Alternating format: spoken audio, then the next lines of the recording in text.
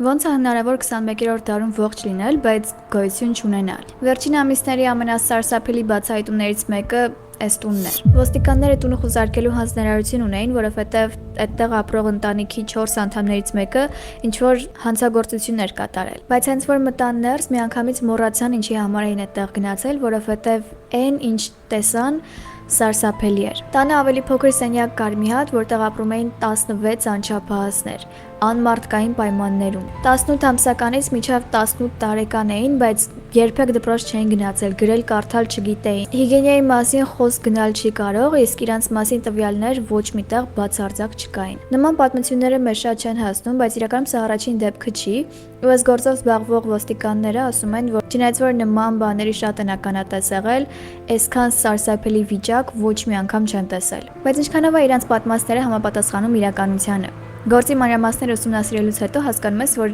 ինչ-որ բան այստեղ այն չի, որտեղ են ընտանիքի չափահաս անդամները ու ինչ կապ ունեն այս երեխեքի հետ։ Խոսում ենք սայդերսների մասին։